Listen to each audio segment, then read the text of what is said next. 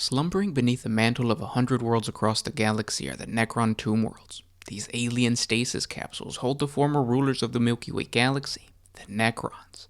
Each one is a galactic hub, housing not only the legions of sleeping Necron warriors, but also the great resource wealth of the ancient Necron tier dynasty. Most importantly, the armories of the Necron race. Should any tomb robber break into these great halls, the treasure they would find would bolster their military prowess for all of eternity.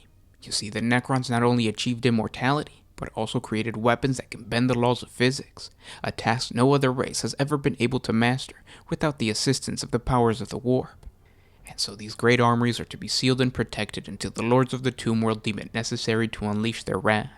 To protect these massive complexes, the tomb world relies on a sophisticated AI construct known as a Canoptek Doomstalker. And with that said, I want to welcome you guys back to another 40 Facts about the 40K universe. I am your host, Gersh1, and today, obviously, we're going to be talking about the Necrons. If you guys are new to the channel, please subscribe. We post Warhammer 40K lore videos every single day. If you guys have suggestions for other topics that you guys would like us to cover, let me know what they are in the comment section below. And if you guys enjoy our content, thank our patrons on Patreon. It is because of them that we can do this. Link in the description if you guys want to support us. And stay to the end of the video because the second part is me building, well, not building, but I'm going to be painting one of these cool Doomstalkers for a friend.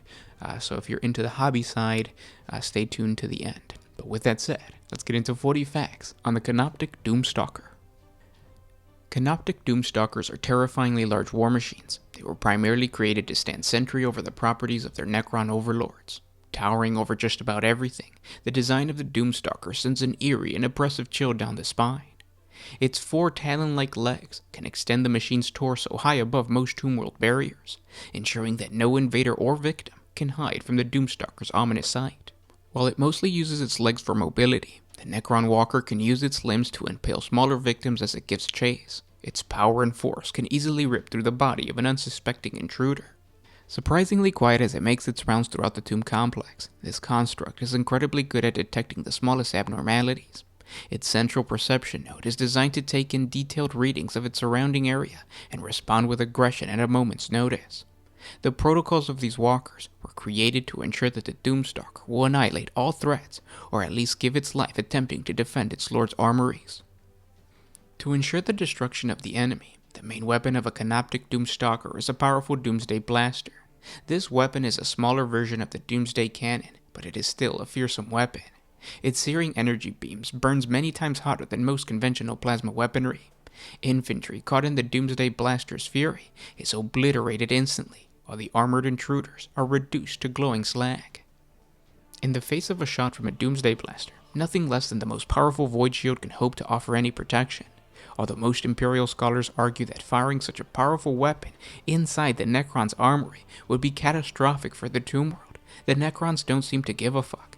As a matter of fact, the construct often shoots its destructive weapon as it chases down its victim. If the intruders manage to evade the beams of the Doomsday Blaster, the Walker can use its shorter range gauze flares as the enemy gets closer, and unlike the Doomsday Blaster, the gauze flare does not deliver a cutting beam or a pure bolt. Instead, it emits an emerald, lightning-like molecular disassembly beam, capable of reducing flesh, armor, and bone to almost nothing. The weaponry of a Doomstalker also makes it an excellent bodyguard for the much smaller Canoptek plasmacytes. These diligently work throughout the tomb complex. When used on the field of battle, these Necron constructs are terrifyingly effective at disintegrating armored and infantry formations. Its slender and ghastly appearance, stalking out of the shadows, is enough to demoralize even the toughest veterans. Bless the mind too small for doubt. Now that we know what a Canoptek Doomstalker is in the lore, let's paint one for the tabletop. Now the model I got from my friend was partially built, which is good because there are some bits that are easier to paint when the model is unassembled, such as the torso center when the shield isn't there. My friend's warband comes from the Mefrit dynasty, so the color scheme is going to be dark green with orange. It's a color scheme that I don't particularly like. I don't see how the colors really blend. This is going to be the first time I try painting this color scheme, so we'll see how it turns out. The first thing I have to do is prime the entire model black. I've said this before in other videos, but I'm going to say it again. Priming a model should be done with cheap black spray paint that you get like at Walmart or whatever hardware store.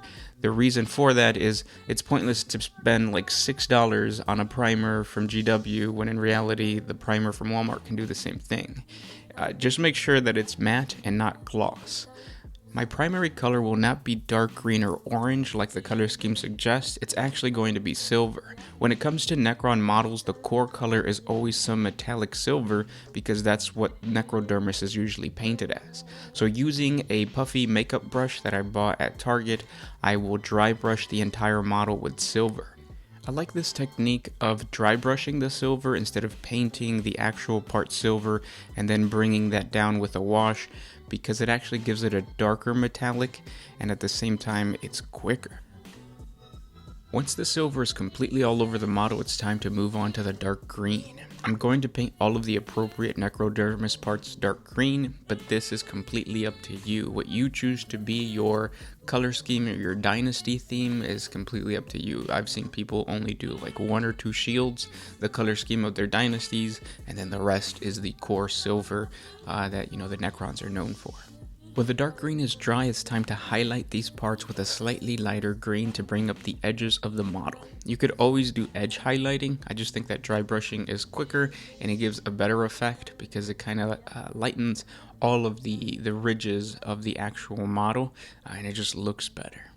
If you don't have a lighter green, what you could also do is just add white to your dark green, a little bit of white. Now don't go too crazy, but add a little bit of white, mix that, and then use that as your dry brush highlight. After that, I paint all of the orange parts, which are supposed to represent the energy cycling through the construct. It's important to get the gun, the wires, and the center energy bit. To give it a slightly glowing effect on the core energy part of the model, I dry brush orange around the energy generator. This is where having the model unassembled really helps because you can get in there and just give it a nice little highlight.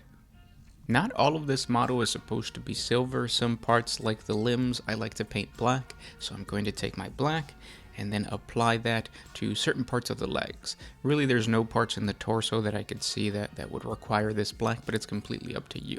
This is just to add contrast to the silver and the other parts of the model.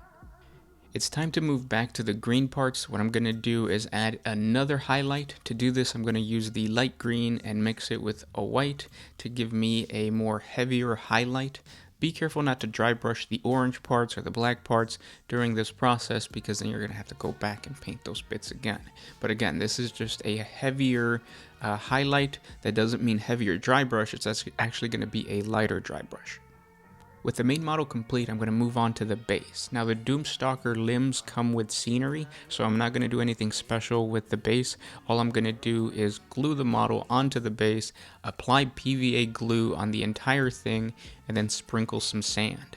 I'm going to let this dry for a little bit, not completely, and then I'm going to apply pieces of corkboard, small little ripped up pieces of corkboard, and then I'm going to apply a super glue.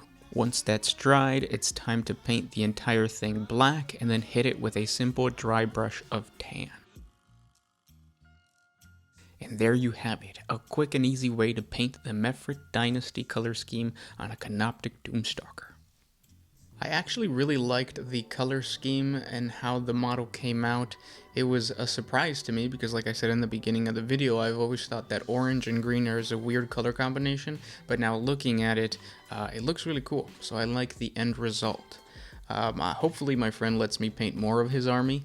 With that said, if you guys have suggestions for any other models that you guys would like me to paint, let me know what it is in the comment section below. Same thing if you guys have any suggestions as far as lore. If you guys have questions about the lore or lore topics that you guys would like us to cover, let me know what it is in the comment section below.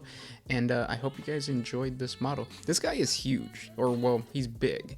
Like I put him next to my Warglaive, my Skitarii Warglaive, or the Knight Warglaives, and he's tall. And then you compare it to like a regular orc boy, and the guy's huge. So it's cool that I got to paint this guy. There's still another one that I have to paint. I hope the video helped, and I hope you guys saw that it's easy to quickly paint models in 40K. It's not, you don't have to be like an expert painter. It's simple dry brushing, washing, and correct priming that goes a long way. So I will talk to you guys in the comment section below, and yeah, this was Gersh1 with One Mind Syndicate signing out.